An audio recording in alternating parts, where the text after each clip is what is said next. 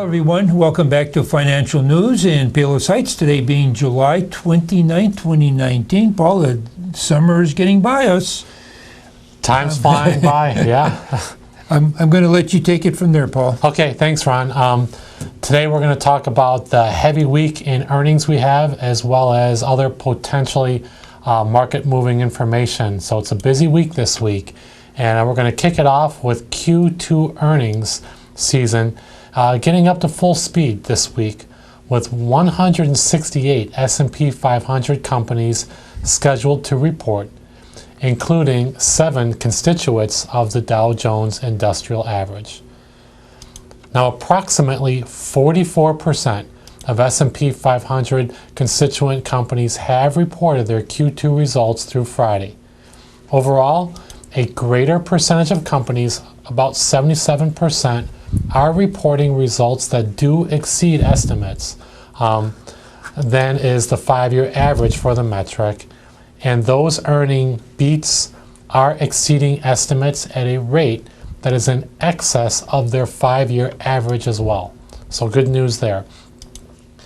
Though the results have been stronger than anticipated, they have been somewhat weak when measured in aggregate versus year-ago levels, and the weakness is generally broad-based. A blended measure of actuals and estimates are compiled by FactSet currently sees Q2 EPS for the S&P 500 as posting a decline of 2.6% on sales growth of a positive 3.9%.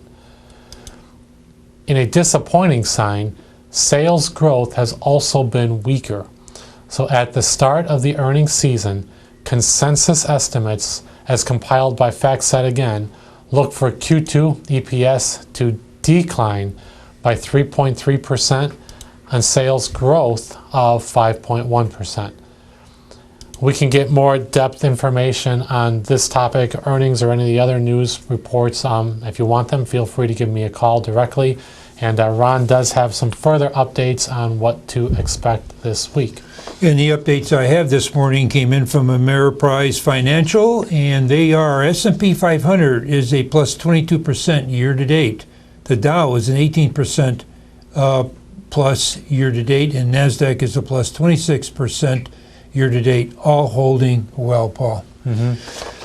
Paul, I have some other things that here that are listed on the report this morning, and things that may be of greater interest, actually. Domestic stocks are a little changed ahead of a busy week of earnings, trade talks, and Fed policy discussions.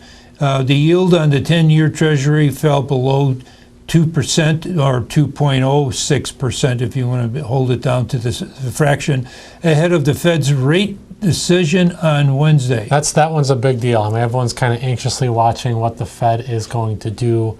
Are they going to cut rates or raise rates or keep them where they're at? People are anxiously watching that, so keep an eye out for that on Wednesday. And of course, the word on the street is they're looking to maybe even cut. Is that we see what's going to happen. That's some of the talks, yep. That's no commitment. Okay, stocks in Asia traded lower overnight with Korean equities leading to losses after weaker than expected earnings, and shares of generic drug maker Mylan are higher in pre-market trading after the firm reached a deal to combine with Pfizer's off-patent drug unit. So that is the information as of this morning. If there's anything else that you want to add, Paul? No, that sums it up. Okay, very good. Stay with us. We'll be right back. We're going to be talking about a topic on your money, and probably we'll have some interesting comments that you may have interest in. Stay with us. We'll be right back.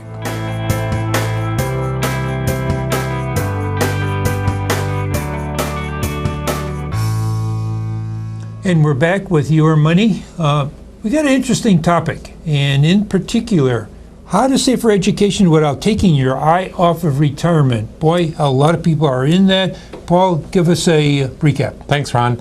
You know, it's definitely no secret that many American parents want to support their kids by paying for their college education. Now, according to recent Ameriprise research, 87% of parents today already have paid or plan to assist with these costs. Now, furthermore, 33% of respondents have delayed their own retirement or plan to in order to help their kids pay for college. Now, while the choice to delay retirement to pay tuition is understandable and even admirable, the reality is doing so may not be the wisest financial decision in all cases. If you are considering how to balance savings for college and retirement, listen to what we have to say for more perspective. Okay, Paul, an interesting and an important item is prioritizing college bills or retirement. Exactly. So although it may be hard to hear, saving for retirement should maybe take priority over saving for your college tuition. And you may not get to choose your retirement date, unfortunately, so you have to adjust for that. Exactly. So injury, caring for an aging parent, or a layoff are among the factors that could ultimately make the decision for you. And of course, you don't want to run out of money during retirement. That's a key element. That's the one that everyone's keeping their eye on, yes. So if your savings come up short, you don't have the ability to apply for scholarships, grants, or financial aid to help bridge the gap. Now, your child has access to these options to help pay for college. Instead, your options are likely to be working longer, finding other sources of income, or spending less on travel and other retirement dreams. While it's imperative to focus on your own financial security in retirement, funding higher education is still an important goal for many parents. The key is striking the right balance between saving for both goals. Consider some of these tips we're going to talk about as a starting point. And one tip is paying for college doesn't have to be all or nothing. Exactly. Many parents choose to pay a percentage of the total bill or cover certain expenses like tuition, technology fees, or maybe room and board. Maybe pay for a set number of years or contribute as much as they are able to save by the first day of school instead of funding the full cost. Revisiting your college savings goal in one of these ways could allow you to direct more money to retirement. And also, if your child has sights on graduate school, you have to decide whether you want to contribute to those bills or not. Exactly.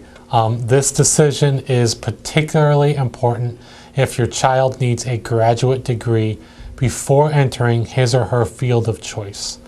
If you intend to provide financial support, calculate how much the total cost will be so you have clear strategies set in your mind. And what's really important is you discuss these intentions with your child. I couldn't agree more. No matter how much you contribute, talk to your child. And if when your child is old enough about your financial commitment, so he or she knows what to expect.